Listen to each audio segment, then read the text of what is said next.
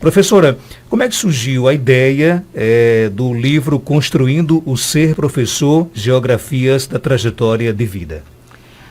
De fato, esse livro ele é resultado de uma escrita memorialista que foi feita por mim para poder me submeter à promoção para professor titular na Universidade Federal do Rio Grande do Norte. Que é o posto máximo da universidade? É o posto máximo da carreira do professor no magistério superior no Brasil. E nós fazemos todo um processo, nós passamos por todo um processo de avaliação de nossa atuação na instituição. E após a aprovação nesse processo preliminar de avaliação, nós temos a opção de escrever uma tese ou escrever um memorial. E eu fiz a escolha pela escrita memorialista. Que no caso é o livro, não é isso? Que no caso esse trabalho foi apresentado a uma banca de examinadores, também professores titulares de diferentes universidades do Brasil. São 5 membros nessa banca. E com a aprovação desse trabalho foi indicado que eu buscasse a publicação, logicamente que fazendo algumas adaptações para que ele assumisse o formato de um livro. E o tema Construindo o Ser Professor, você quis retratar o que do livro? O título, ele retrata muito bem a essência do livro, que é justamente todo o processo, todo o percurso que foi trilhado, né, nesse caso por mim, para chegar à situação em que eu estou hoje como professora. Então, Construindo o Ser Professor, ele de certa forma traz uma narrativa de como o meu processo de formação, desde a infância até os dias atuais, ele vem nessa perspectiva de ser professora. E aí, a partir disso, a gente entende esse processo de construção como um processo de construção inacabada. Porque à medida que eu fui crescendo, que eu fui buscando conhecimentos, que eu fui me aprimorando nesse fazer, nesse saber fazer, eu fui me redescobrindo como professora e me reconstruindo como professora. Na verdade, é um memorial, né? Portanto, trata de uma narrativa da história de vida. Da sua história, no caso. Da minha história de vida. No entanto, não é uma abordagem personalista. A minha história de vida, ela serve de referência para que eu possa fazer uma escrita contextualizada.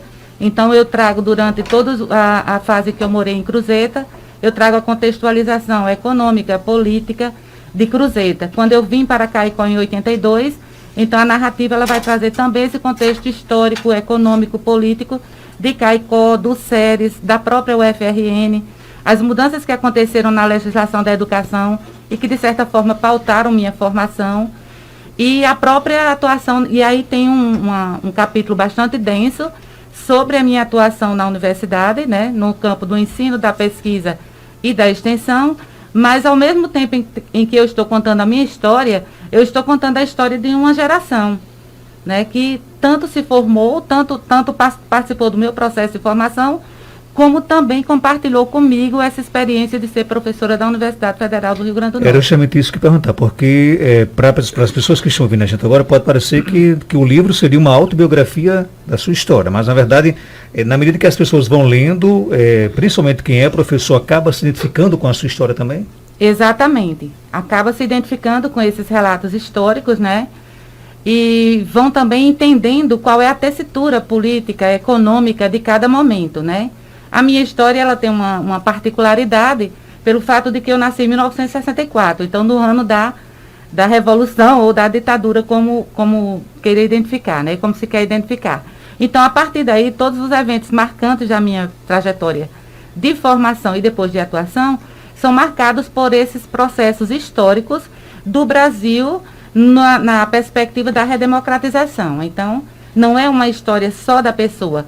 É uma história em que o sujeito, no caso o sujeito, ele serve como uma referência para se contar a história de toda uma comunidade e de toda uma geração.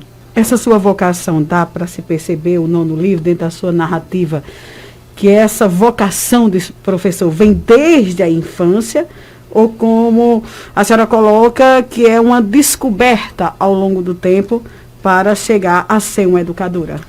Olha, Joelma, foi muito interessante e esse percurso de investigação que eu nunca tinha vivido, né, na perspectiva de um memorial.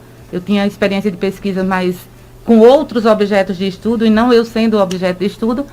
E à medida em que eu fui, de certa forma, imergindo no meu passado, na minha história, a partir de relatos, de memórias, de documentos, de muitas fontes documentais, inclusive fotográficas, que tem um papel fundamental no meu trabalho.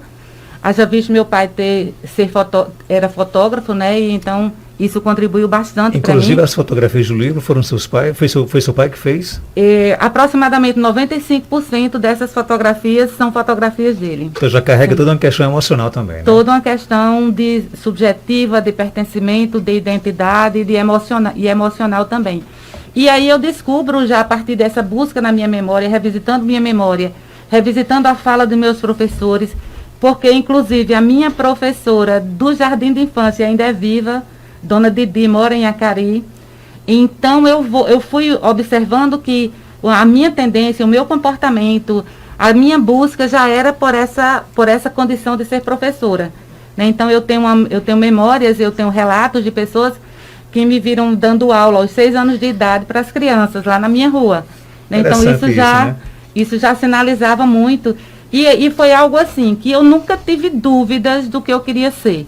Eu nunca pensei ser outra coisa, assumir outra profissão que não fosse a docência. Então o meu magistério, o meu ensino médio, né, o que seria ensino médio hoje, já foi magistério, né? Então foi uma escola de vida muito importante para mim. Então, isso muito claro já estava aflorado. A gente sabe que acaba sendo uma vocação árdua, não é fácil ser professor. Não é. Mas assim, você se sente gratificada e não arrependida? Eu escolhi a profissão certa? Eu nunca tive dúvidas sobre isso, Joelma. Nunca tive. É algo que é extremamente árduo, às vezes é difícil, mas nesses 40 anos de atividades, eu estou completando 40 anos de atividades docentes, né? Eu entrei em sala de aula com 15 anos e eu nunca tive um arrependimento da decisão assumida, da decisão tomada.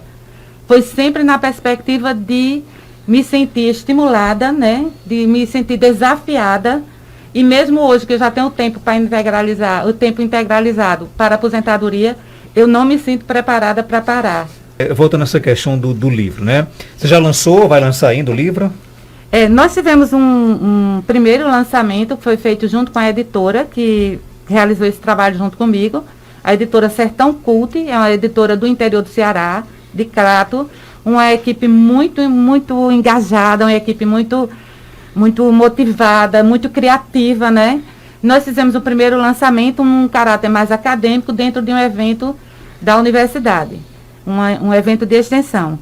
E aí hoje eu vim a conversar com vocês, né, justamente sobre isso, fazendo essa divulgação do trabalho, e vou fazer um lançamento lá em Cruzeta, porque eu consegui identificar, tenho memória de todos os meus professores, como eu disse, desde a educação infantil, né, desde o jardim de infância, tenho fotos, tudo, e assim, acho que esse ano estamos completando 40 anos da primeira turma de magistério de Cruzeta, da qual eu faço parte, então eu achei que houve assim toda uma convergência de fatores favoráveis, e aí a gente vai fazer o lançamento lá em Cruzeta. Quando é que vai ser o lançamento? No dia 24 de novembro, que é o dia da emancipação política do município de Cruzeta. Antes de Joelma perguntar aqui, no caso, a gente sabe que existe um custo para poder fazer um livro, né? A impressão, não é barato você fazer um livro, né? E esse custo você pensa em tirar através das vendas do livro? Esse custo, ele foi totalmente assumido por mim, pessoalmente, não tem financiamento da universidade, nem de nenhuma outra instituição. Então, como eu assumi todo esse custo, o que eu obtiver com a venda desse livro vai ser revertido para o Lions Clube de Caicó, mais especificamente para a campanha do Natal da Criança da Zona Rural, que está em curso agora nesse momento. Quanto custa o livro? Esse livro a gente vai estar comercializando por um preço simbólico de R$30, né, justamente para que esses recursos eles sejam revertidos para essa ação filantrópica do Lions Clube, que eu faço parte. Eu sou companheira Leão. Quem quiser comprar o livro, como é que faz? Quem quiser comprar o livro pode entrar em contato diretamente comigo, né? Eu vou estar assumindo presencialmente o trabalho em Natal a partir de segunda-feira, mas eu tenho uma amiga, a professora Rosário lá que foi do Santa Terezinha e é funcionária da Prefeitura de Caicó. Ela vai ficar encarregada, ela também é da campanha, né, também está envolvida nessa campanha do Laios, ela vai ficar com os exemplares e as pessoas também podem procurá-la para que a gente possa, de certa forma, ajudar, né, nessa campanha com os recursos dessa venda. Você quer deixar algum telefone de contato? Pronto, o endereço da professora Rosário é a Rua Tonieca Dantas, 367, bairro Penedo. É a segunda casa após a Academia de Janilson, para servir de referência. E o telefone dela é o 987 15 43 80. Então, 98715 4380, né? Exato. Livro aí que só custa apenas R$ 30.